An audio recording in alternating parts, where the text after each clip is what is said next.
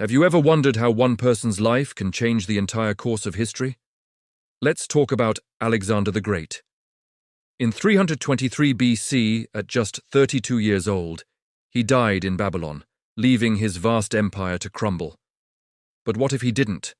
What if Alexander had lived for another 30 or 40 years? This single change would have completely reshaped the world we know today.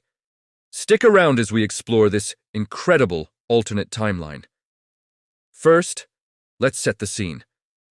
Before his death, Alexander was already planning his next big move, an invasion of the Arabian Peninsula. He had a fleet of 1,000 ships and a massive army ready to go. If he hadn't fallen ill, this invasion would have almost certainly succeeded. The various tribes of Arabia, though fierce, would have been no match for Alexander's disciplined Macedonian phalanxes and combined arms tactics.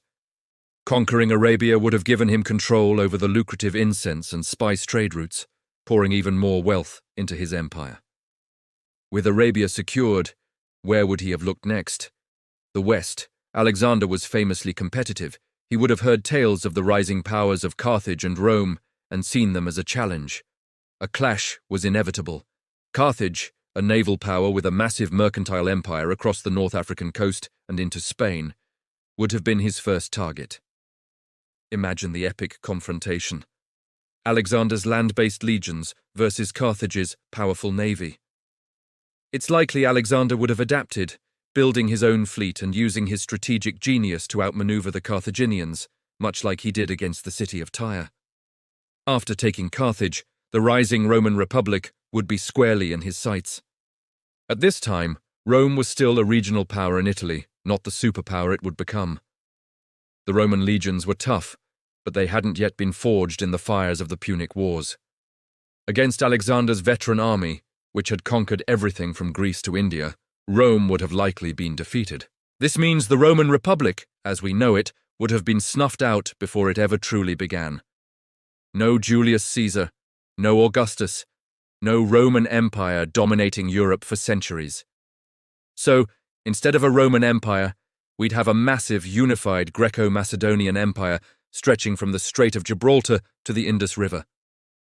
Alexander was a visionary ruler. He wasn't just a conqueror, he was a city builder and a promoter of cultural fusion. He founded over 70 cities, all named Alexandria, and encouraged his soldiers to marry local women.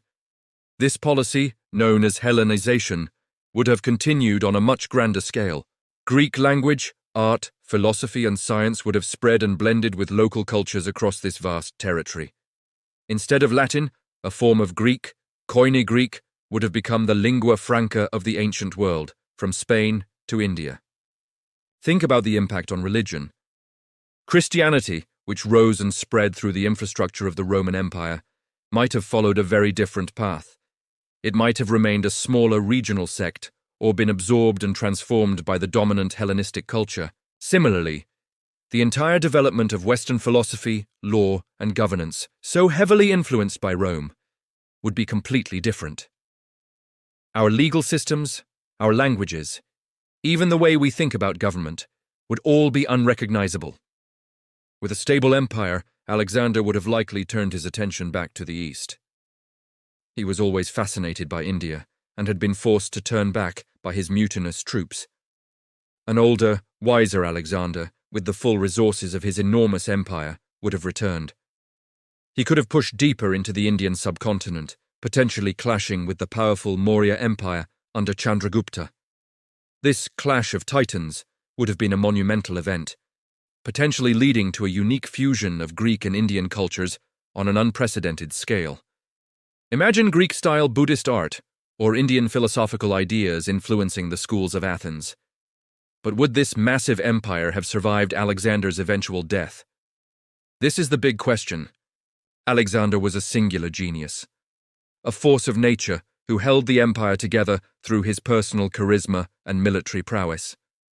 He would have had decades to establish a clear line of succession and build stable institutions. He might have trained his son, Alexander IV, to rule or set up a council of regents.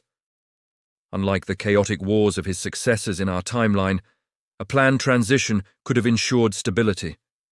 The empire might have eventually split, but likely into a few large, stable successor kingdoms, like a Western Hellenic kingdom in Europe and North Africa, a central one in Persia and Mesopotamia, and an eastern one in India. These kingdoms would continue to be interconnected by trade and culture, creating a Hellenistic world that would last for centuries. The scientific progress would have been incredible. The Library of Alexandria, in our timeline a beacon of learning, would have been just one of many such centers. With the empire's vast resources and a culture that valued knowledge, who knows what discoveries might have been made? Steam power, advanced mechanics, detailed astronomical models. The Industrial Revolution might have happened 1,000 years earlier. We could be living in a world today with technology far beyond our current imagination, all because one man didn't die from a fever in Babylon. Of course, this is all speculation. But it shows how history turns on the smallest of hinges. The world we live in was shaped by Alexander's early death. A world where he lived would be a profoundly different place, a Hellenistic world of fused cultures, advanced science, and a completely different political map. It's a fascinating thought, isn't it? What do you think would be the biggest change if Alexander had lived? Let me know your thoughts in the comments below. Thanks for watching, and if you enjoyed this journey into an alternate past, don't forget to like, subscribe, and hit that notification bell for more what-if scenarios. See you next time.